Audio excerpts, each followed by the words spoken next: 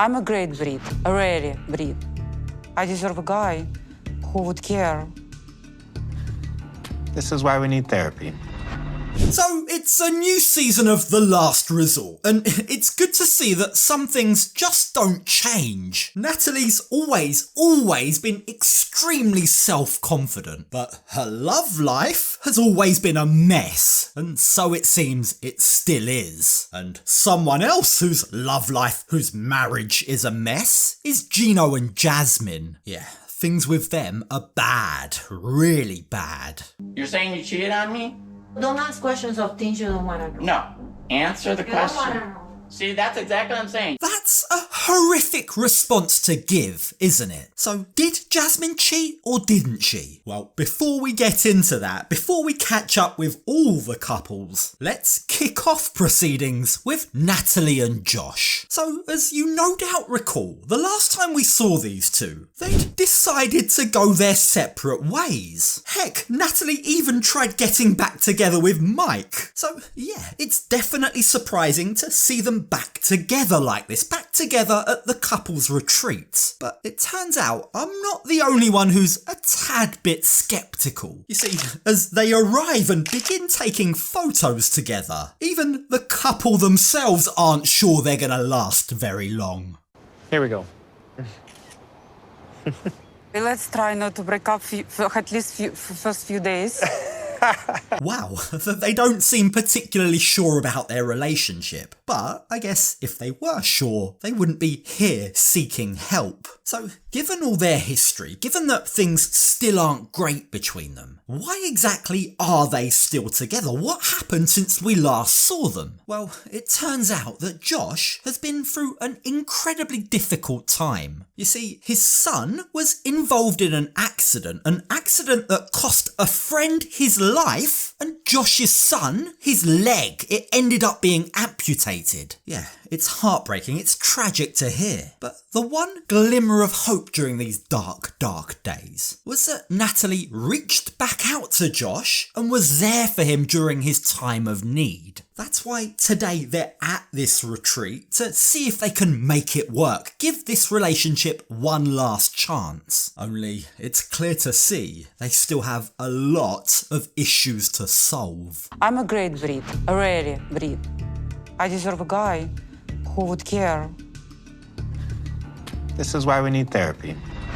Now, practically immediately, Natalie begins to show her passive-aggressive side. As they're checking in, Josh admits he's actually been to this resort before. But no matter how much he tries to reassure Natalie that he was alone, she just doesn't believe him. She starts to get really salty. She says to him, "Why would you check into this hotel when your house, the house that Natalie is still yet to visit, by the way, isn't all that far away? Like, it doesn't make sense." Yeah, there's a lot about their relationship that doesn't make sense.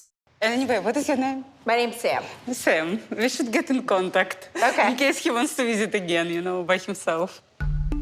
He has a house in Arizona that I have never seen. His house is like a house of Dracula that's like so mysterious. It is weird, isn't it? Like, they've dated for over 3 years off and on at this point. How has she still not seen the inside of his home? Like, what's he so worried about? Does he think that she's going to move in right away? Although, knowing Natalie, that might not actually be out of the question. Now, breaking down Josh's barriers, getting into his inner sanctum, his inner world, is, unsurprisingly, something that Natalie is very keen to work on during the therapy, the couples therapy that they're set to do together. But the thing is with Natalie, as always, there's a lot that she also personally needs to work on. And that becomes painstakingly clear when she sees Julia. Now, keep in mind, there's history between these two, right? There's been a lot of bad blood between them for a while now, which I'm sure isn't helped by the fact that Julia is Russian and Natalie is Ukrainian. And from their very first interaction, Natalie's bitchy side comes out in full force.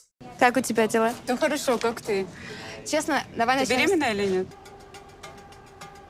Нет. Ты так поправилась? She literally can't make it any clearer that she doesn't like Julia, so it'll be very interesting to see how that tension develops, bubbles away during the course of this season. Now, as it turns out, Julia isn't the only one that Natalie needs to be worried about. You see, Sophie, of Rob and Sophie fame, drops the bombshell that Josh has been in her DMs. He's been messaging her looking to link up, asking her to get to know one another. Yeah, I didn't want to say anything, but her man has been like messaging me on Instagram. What? Wait. And Sophie's husband, yeah, they are still married, Sophie's husband Rob, who's seen the messages, isn't best pleased. Yeah, you can be sure that Natalie is gonna hit the roof when she finds out. But when we later join them during group therapy, Josh tries to shine the spotlight onto her. He tries to broach the subject of her anger. Your temper, your anger issues is a big reason why our relationship is the mess that it is, he tells her. It's like the expectations, I think, from her are just not met, and there's just this huge explosion, and it happens every time. I mean, yes, we have all seen with our own eyes how explosive Natalie can be. But, Josh, maybe if you don't want her to explode, maybe don't slide into other cast members' DMs, or any other woman for that matter. Like, looking at Natalie's face as he's speaking, you can already tell that her temper is rising. I've got a feeling that we're in for a wild ride with these two over the next few weeks. But another couple who's no stranger to anger are Gino and Jasmine. Now, the last time we saw these two was at the Happily Ever After tell-all. Both of them were miserable. It really looked like their marriage was hanging on by a thread. And it turns out things have just continued to get even worse ever since. Even though we love each other, we hate each other at the same time. Coming to this retreat, I can say that we are pretty close to getting divorced. Now, from jealousy to financial issues to lack of sex, wanting kids, I mean, there's so many issues in these two's marriage. I think Jasmine has probably screamed more than anyone ever in the history of this show, and that's saying something. But the last we saw them, they weren't sleeping together, right? They weren't sharing the same bedroom. So has that now changed? How's it look? Lovely. Wow, this place is beautiful.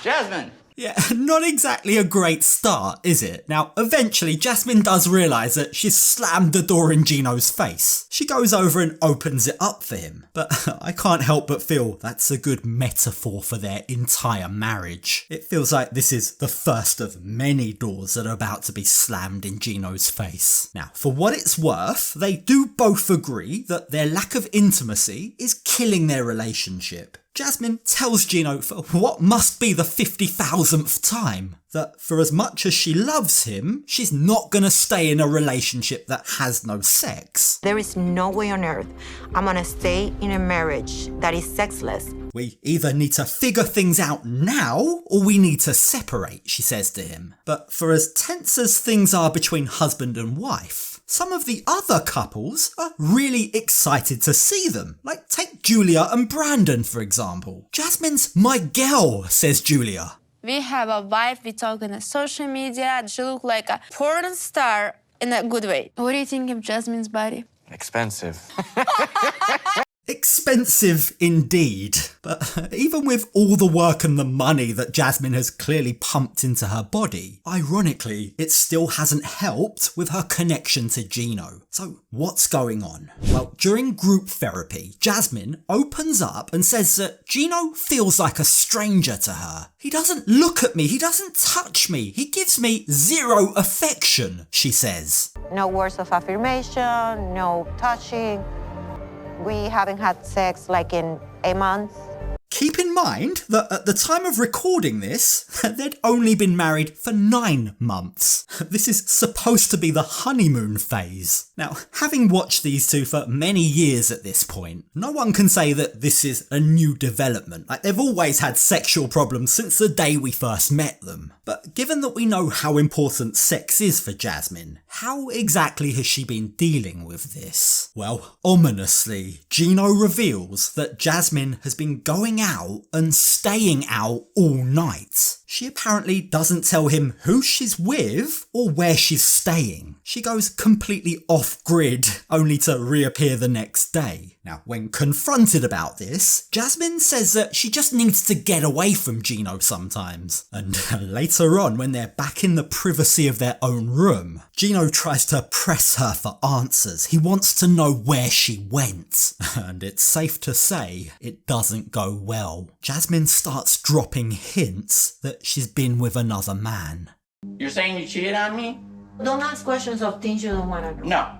Answer the question. See, that's exactly what I'm saying. You don't want to know. Like, this is all very cryptic, right? She hasn't outright come out and admitted cheating on him, but, I mean, it's as good as. She's clearly dropping some very serious hints. And you've got to say, if she hasn't cheated on him, and heck, even if she has, that isn't exactly the best way to go about trying to fix your marriage, is it? I'll be very interested to see what skeletons come out of the closet and how long, not if they can last, but how long this marriage can last. Now, another couple who are no stranger to trust issues are Stacey and her Albanian toy boy, Florian. As you no doubt recall, they've been through cheating scandals before in the past, right? And their relationship is still on rocky grounds, especially because Stacey doesn't feel supported. About a half a year ago, I got really sick. The doctor said you need to get to the emergency room ASAP or you're going to lose your kidney. Which you can imagine must have been terrifying news. But while she was that sick, while she was hoping that her husband would support her, instead, he began going out more. Echoes, you've got to say, of what's happening between Gino and Jasmine. Now, ever since all of that happened, Stacey reveals she and Florian have been growing further apart. In fact, she says very cryptically, after what I found out a few weeks ago, now I don't trust him. Now, for the time being, she doesn't share what it was that she found out a few weeks ago, but no doubt that will come out very soon. But in the group therapy session, what she does reveal is that after yet another of his late nights, when he came home, she discovered makeup on his shirt. That, she says understandably, brought back up all of the hurt that I felt last time he cheated. But the problem is, Florian is completely dismissive of this. You just need to listen more, not assume things happening, you know. From a dog, you're making an elephant, you know. He doesn't seem to care about his wife or her feelings, and in fact, the therapist picks up on this. She calls him out. She says, it's clear that Stacey's trying to fix things, but it doesn't look like you are, Florian. Do you really want to be here? Do you want to work on things? Because if you don't, then this retreat isn't going to fix anything. Now, another couple who, frankly, it looks like nothing will fix is Ari and Bini. At this point, it's very difficult to see what exactly they're fighting for. Like, this retreat is the first time that husband and wife are seeing each other in months. They don't even live in the same country anymore. It's like roles have reversed. Bini lives in the States and she and Avi have moved to Ethiopia. And after months living apart, when they do eventually clap eyes on each other, yeah, it's very frosty. How are you? Nice to meet you.